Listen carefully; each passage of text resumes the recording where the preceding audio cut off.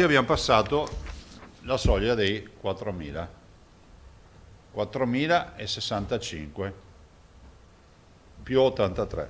Nei numeri diffusi dal presidente Zaia, quello peggiore riguarda i decessi, che ha superato quota 4.000. Il governatore però evidenzia una curva con una tendenza in calo. La curva dà una tendenza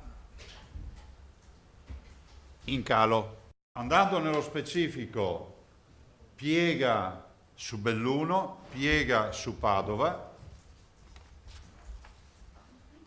piega su Treviso, su Venezia mantiene un trend, se anche poco aggressivo, ma di crescita,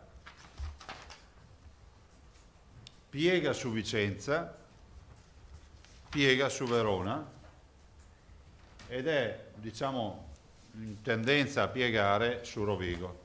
In Venezia resta ancora con una timida crescita. Per questo Zaia torna ad appellarsi al senso di responsabilità dei cittadini. Commentando poi le nuove restrizioni del DPCM, il presidente auspica un ripensamento da parte del governo. Se è vero che comunque le restrizioni, alcune regole ci servono, è altrettanto vero che da un punto di vista epidemiologico, sanitario, la chiusura dei confini comunali in questi 3 giorni non ha una ratio sostenibile. Mi fa piacere che il Comitato Tecnico Scientifico Nazionale, dopo di me, abbia detto le stesse robe. E allora, siccome fino a prima dicevo cazzate, io voglio vedere se qualcuno dice che adesso siamo in 2 a dire cazzate.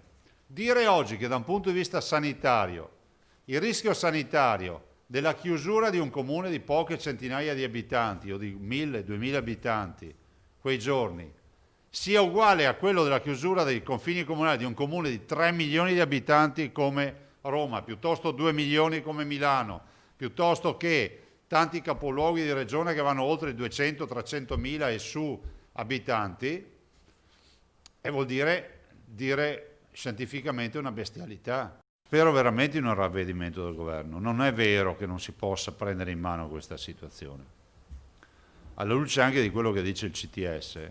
Nel frattempo la Svizzera inserisce Veneto, Emilia e Friuli Venezia Giulia nella lista rossa, vietandone dunque l'ingresso. Il governatore Zaia commenta: se io fossi lo Stato interverrei.